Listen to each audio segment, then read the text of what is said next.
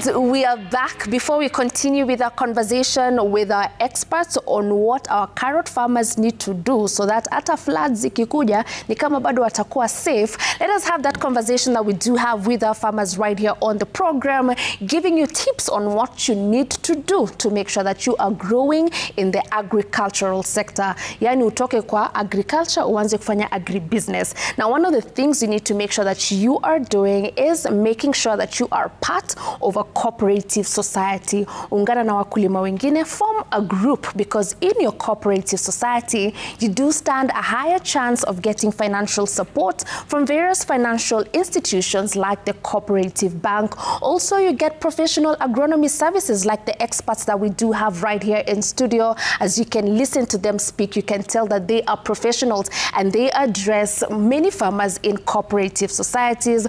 Also, you get a market for your produce and you do have a higher negotiating power, because in your society you're able to aggregate more produce together and you supply a bigger market. That way you can negotiate for better prices because you have a lot of good quality produce. And remember, forming a cooperative society is not rocket science. You only need to be about 10 members and you form the group and you are good to go. Another thing that you also need to take advantage of is the various credit solutions that are offered by the cooperative bank. As we have been speaking during our Golcha, tumesikia wakulima wengi wako during the planting season, na utapata ni kama quality farm inputs could be a challenge. So in case hauna pesa enough ya kununua the quality farm inputs, you do not have to worry at all, because the cooperative bank are offering a loan that we do call a working capital loan, offered to either an individual farmer or a farmer in a cooperative society for the purpose of buying quality farm inputs. Remember, if you grow with the right inputs, uko na mbolea mzuri, uko na mbegu mzuri, your seedling is great, it will translate into a bumper harvest at the end of the day. So please join hands with Cooperative Bank and make sure that you are planting right from the very beginning. Now, continuing with our conversation, tumeshaingiza wakulima uoga kidogo, wamesikia mvua mingi kikuja, wewe na kabeji yako, wewe na karoti yako, ni kama utauma nje. What advice are we giving them as they cushion themselves? Because climate change is here. We do not know where it's going to lead us. Maybe a lot of floods are coming or drought is coming. What can we do to stay safe? Okay, thank you. Farmers are supposed to do drainage early enough before the rain starts. Do proper terraces. Lace your soil properly. And then do something we call crop rotation. The crop rotation will help you to improve your soil structure. Sile maji kikuja tu mchanga yako imefagiliwa yote. So do crop rotation with things like Rusan. You can also do agroforestry. This will increase the soil structure. Do a lot of kutengeneza mitaro for our farmers. The other thing, those who are places where there is no rain, they can do water harvesting. The water pans. The water they will use when it is dry. So by doing that, the farmers will be able to get a lot of income. Na kama ni market, hawaendi pamoja. The other thing is about planting alternative crops that can generate income. Those who are planting carrot, that's where in places where there is a lot of organic matter. There is an alternative crop like sugar beet. Do you know of sugar beet? Sugar beet, it is an alternative crop apart from the sugar, which is doing for processing sugar. Like in Nyandarua, there's people who are doing sugar beets. They process sugar. And you know that in Kenya we have a very, very big demand. And the crop just take 5 months, whereas sugar can take 18 months. So by doing this, farmers will be able to generate income. The other thing about our farmers, let them join the cooperatives. When they join the, when they are in a group, they can be able to look for markets, to fetch a good prices, and na watakuwa wameenda mbele. Right. Just before we do our agri news, amesema ni muhimu sana wakuwe part of the cooperative society, lakini utakuta wakulima wengi wa horticulture ni kama they're not in cooperative society, though we have a few of them in farmers groups. Mostly you'll find cooperative society are for the structured ones. Utapata maybe watu wa coffee, watu wa dairy. Kwa nini wakulima wa banana sitakuta a well-structured cooperative society? Please talk to us about that. Thanks, what I would like to tell farmers is one, banana farmers getting into a cooperative, it's something very tricky because one of the things you find in bananas, they are taken ripe in market and that's done.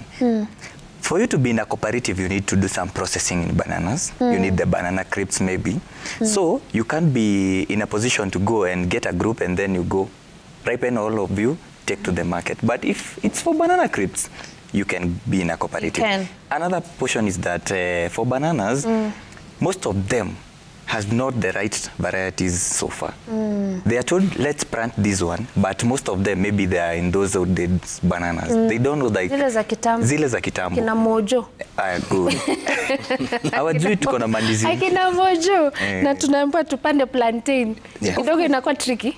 But it's advisable to be in cooperative societies. Very true. All right. Thank you so much for that. We want to move into the segment of agri-news, putting our farmers up to speed with what is happening in the agricultural sector. So ni nini imekuwa ikifanyika? Let's put you up to speed on that, and we are going to start on the conversation on yellow maize. So the government will release, so what is happening is the government will gazette a 50% duty waiver for the importation of about 5.5 million bags of yellow maize over the next 1 year. So when we're talking about a duty waiver of 5.5 million bags of yellow maize, it means that tax that is meant to be paid as we import the maize either will be eliminated or reduced.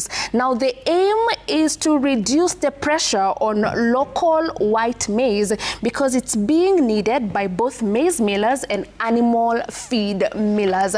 Therefore, the government, under the leadership of the CS of Agriculture, Honorable Mutahi Kagwe, is also advising farmers to start growing the yellow maize, and now we'll have a 50% duty waiver for the importation of about 5.5 million bags for the next 1 year. We'll keep following closely on this story and bringing you updates as we go.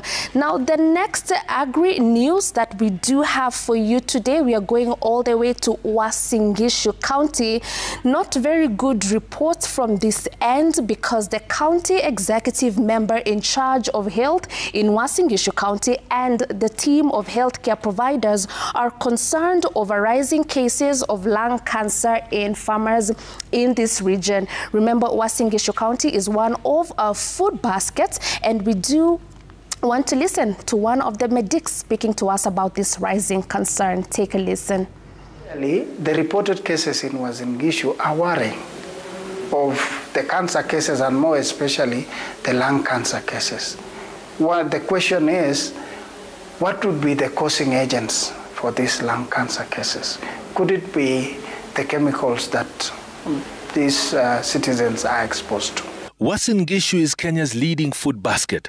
Every year, millions of gallons of chemicals are either sprayed, poured, and even dropped from the air to combat crop diseases and pests. Could these chemicals be a leading cause of the rising cases of lung cancer? And so the lung cancer cases are mainly farmers.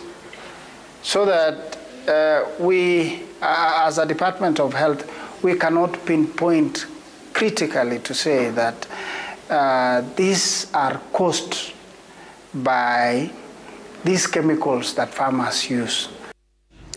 So a rising concern there in Uasin Gishu County, and this story was brought to us by Nimrod Tabu yesterday. Now, as we wind up, thank you so very much, first of all, for being here. But just in 10 seconds, not more than that, what do you think is the linkage between, you know, the rising cases of lung cancer and farmers in Uasin Gishu County? Thank you. There is two things. One is aflatoxin. So farmers should observe the moisture content of the maize. The other thing is to observe the PHI. This is pre-harvest interval. Once you go to Agrovet, make sure you buy the chemicals with the lowest pre-harvest interval. Right. Then when you are spraying, use the right gears and also do the right, read the labels, the right dose. By doing this, I think our farmers will be on the safe side. Right. Thank you so very much for that. Thank you very much, Mr. Peter. In 10 seconds, talk to the young person who's wondering if agriculture is the way to go. 10 seconds. Dear young generation, wacha niwaite Gen Z.